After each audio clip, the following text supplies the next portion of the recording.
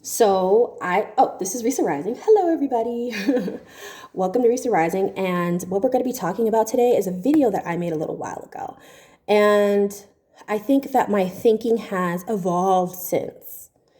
And I made a video about Taurus energy, right? Taurus energy.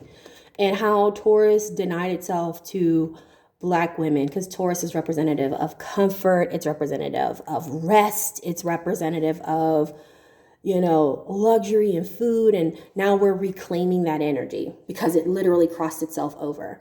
And we literally saw that in 2024 after the election, when the collective of Black women said, you know what? We're resting. We are taking our rest. We're not asking you. We're taking our rest. We're taking it. We're taking our rest, and we're seeing the reemergence of Taurus. But I wanted to really add this because my thinking has evolved. And while Taurus was denied, to Black women, in physicality of being denied rest, of being denied comfort, of being denied being seen as soft, being able to be vulnerable, being able to have easy access as a whole, to be able to have these access to what would be considered luxuries, and us having to create our own.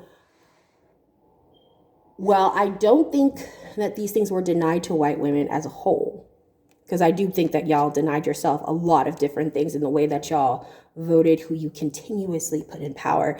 This is something that is like a self-disenfranchisement. But what could not be helped, so what is out of your hands, was the denial. You were also denied comfort, right? And it's also in the same way that Black women were denied. So as a whole, I'm looking at this, and one of the most prominent things that I'm seeing is the denial of comfort in relationships.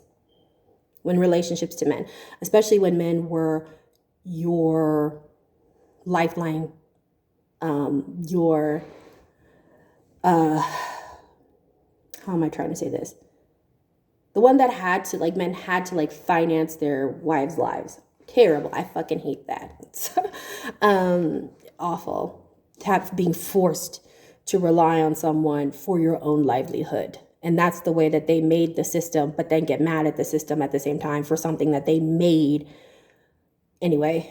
But I realized that not just white women, but women in general, specifically living in America, we had to develop a sixth sense just to know if our livelihoods were in danger, which is, what if your man is cheating? And it's something that men mock, which is actually kind of infuriating because it's not funny, that women we're under so much stress, and we're so unable to relax into their relationships with their partners, with their husbands, that they had to develop this sixth sense to know, what is he doing? Who is he with? What's happening? What's going on? That's terrible. Because Scorpio energy, which has really been missing to the masses for the last over 4,000 years, in the age of Pisces, and in the age of Aries, it was there. It was just not accessible for everyone. Hanging out there in the ninth house. When I think of Taurus, Scorpio dynamic, there is that leaning in. You need both. You need both to be successful and to be in a relationship. The man needs to be accessing his Scorpio energy. Not saying that women don't have Scorpio energy. We absolutely do. But men need to have that access to that so women can go into their Taurian energy and feel safe and secure. You know what I'm saying? In it for the long haul energy. While men have been resting in their Aries energy, which is very short term. So it's like you had to develop a sixth sense and be able to fight off whatever predators, which were typically other women, which is why are they always mad at the other women? Because historically you're threatening their livelihood.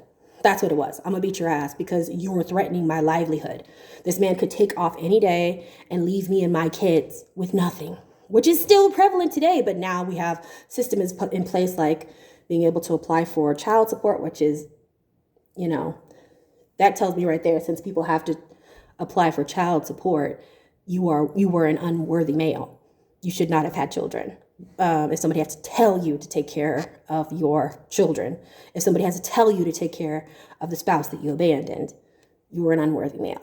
Because even in the Bible, in the Old Testament, you could divorce your wife for any reason.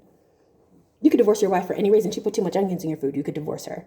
But you were in charge of taking care of her and her family after that. It wasn't just, well, I'm going to my home, deuces. No, you still had that responsibility. You still made that vow before God and your whole family. So, you know, child support and things like of that nature were put in place so that men couldn't just bounce and they weren't just like, you know, wards of the government, or women had to actually like sell their children. Where was I going with this? Oh, how women had to develop this sixth sense because there was no comfort in a relationship. Oh, keep yourself up, do this, do that, so that the man would not leave you. Men are very vigilant creatures, making excuses for abandonment. No excuse for it at all. Anyway, moving on. I'm thinking about the fact that in our first world country, we have problems with diet culture. Almond moms, don't eat too much, don't get too big. That is, food is Taurus energy. Denying yourself food is to deny yourself comfort. To deny yourself food is to deny yourself comfort. An essential function of Taurus. Comfort is food.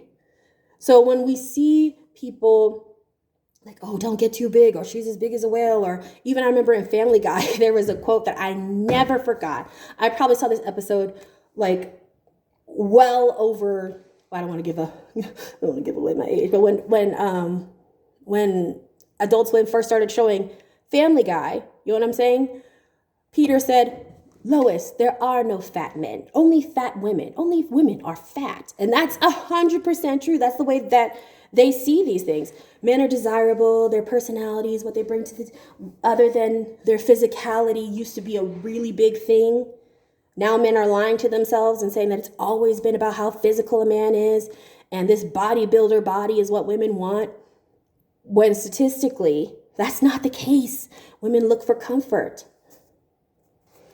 That's why women, when we look at like dad bods and things like that, that's the most popular body that women are attracted to because it represents comfort. It's squishy, please don't get mad at me, men, but it's like not squishy, but like soft. Like, you know, you can cuddle up with it.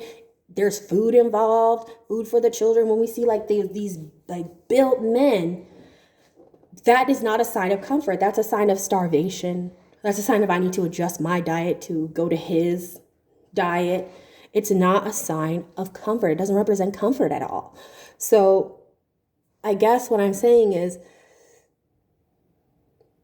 Taurus energy, as far as comfort, as far as feeling safe in your relationship, that was denied to everyone. That was denied to all women because Pisces just did not function. Taurus did not function properly. Scorpio actually excelled. Scorpio, it was hidden, but it excelled in the energy that it brought. Also because I believe that the ninth house can also be an elitist house. So that's why not everybody has access to that energy. Everybody has access to the church and spirituality, but to unlock the full power of the ninth house, there has to be, at least in the era of Pisces, there needs to be some form of elitism. And that's what, and Scorpio is consistently after power, but that's a whole different video. So what I wanted to say is, I think it's less of a betrayal that Taurus initiated. You know, instead it was just unable to work properly. Now it absolutely, okay, so in that area, it was not a betrayal. In the area of indoctrination and teaching and in the third house, and absolute betrayal. Put comfort before progress. And Taurus, like I said before in the other video, Taurus will always align itself with whatever energy is in power because it Taurus energy, second house energy, it's about survival. It's a survival energy. So with that, this is Risa Rising. And please like and subscribe, leave a comment if you'd like. And I'd love to see you here again. Okay, bye.